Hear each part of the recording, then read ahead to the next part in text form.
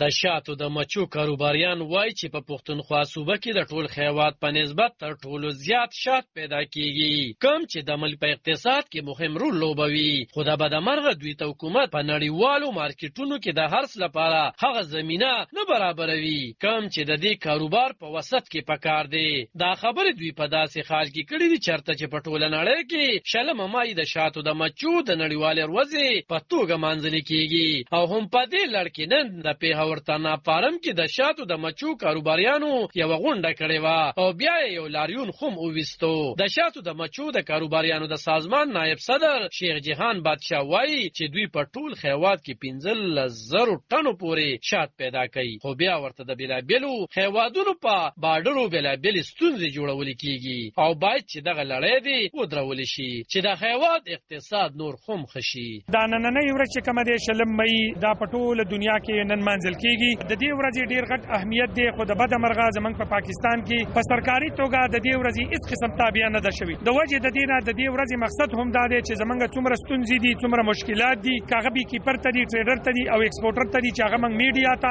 او دغه رنګي دنیا ته وکیو هغه ته تحفظ نشته دی. زمنګ کاروبار په دې ټیم کې د ګرانۍ د وجه نه د ډیرو غټو مشکلاتو سره مخ دی. کمی بهر منډیان چې وي هغه زمنګ د لاس نه وتلی په ملک د پالیسینو تسلسل نشته دی. د اکانومي سټیبلیټی نشته. سالانه د 1500 تر 900 کنټینر پورې چې کومه د مختلفو ملکونو ته د دالي ګل شي. خو دلته بد قسمتي زمنګ دا چې زمنګ سره یو لنډه منډي و او هغه افغانستانو د افغانستان سره زمنګ ټولي لارې تړل شوې دي. نو واپس دی غاکی پاس دا ګوسلې دی او دغه رنګي د تریمنګل پورې. نو دغه خلک زمنګ په دې کاروبار کې ډیر زیاتو هغه ته ویزې نه ورکول کیږي. په تورخم کې چې کمی مچي وسالته اوړي وروړي موسم دی ګرم موسم دی هغه مچو والا چې کومه هغه ته ویزې نه ملاويږي. به په افغانستان کې دومره ټیکسونه ولګي د دومره مشکلات پیدا شول چې زمنګ مچو والا دې کاروبار په کوستلو ته تیار دي. د شاتو د مچو د کاروباریانو د سازمان ستر سکرټر شیرزمان مومن وایي چې دوی د کاروبار زیاتولو په لړ کې ځان سره زنانه خوم شامل کړي دي او هغوی روزولې دي او اوس په کور دننه خپل کاروبار کوي او ګټه ترلاسه کوي. بالکل جی دلته زمونږه اسوسییشن دی او موږ سره بل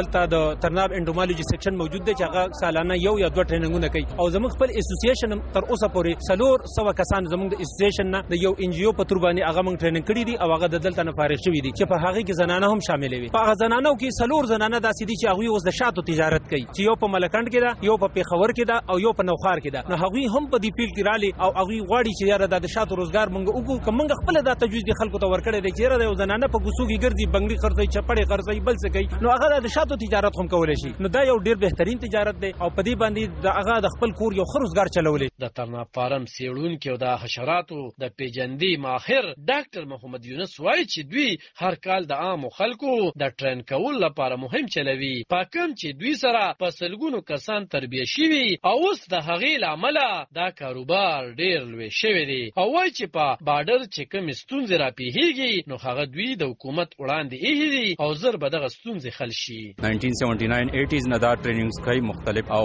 هغه ټریننګ برکت ته چې نن تاسو ګورئ دلته دا مارکیټ او دا ایکسپورټ او دا امپیکټ تاسو ګورئ داغه. نو دا زموږ سالانه یو ټریننګ کیږي. د دینه علاوه زموږ سره وسو د صوبایي حکومت په مدد سره زموږ سره یو پروژې کوم روان دي چې هغه 10 پوتنشل ډیسټریکټ چې دي آی کې لکی مروت ته کوارټ ته کرک ته پیښور ده نوشهره ده سوات ته چتراله پورې دا موږ ډیسټریکټ سلیکټ کړی بټ آباد او مانسيره پورې په پای کې موږ ټریننګ ورکو کسانو ته د هر یو ډیسټریکټ نه 50 کسان او 5 بکسي وته ورکو چې هغه خپل روزګار شروع نه هغه کې ماشاءالله اوس د وسه پورې موږ 2000 کسان ټرین کړو او دا هغه برته زوی ما چې هغه 2000 کسانو کې پرون ماته یو کس ویډیو راولېګل خپل چې دې په لوسي شاده هغه ته غستل هغه بکسي صحیح وي شاده تیم واغستونه دغه شانتي د روزګار یو ډیره خزریه ده چې په دې ملک موږ وایي چې دغه شانتي دغه شي خورشي په دې کې نوې خلک راشي په دې کې زنانم راشي کالج سټوډنټان پکې راشي د یونیورسيټي سټوډنټان خاص کر موږ غواړو چې لکه زموږ دومره زیات پیداوار دي تقریبا زموږ سره چې کم خپل کیلکولیټډ پیګر دی نه هغه د ګورنمنت په لیول 15000 میټریک ټن زموږ سالانه دی په دې کې تقریبا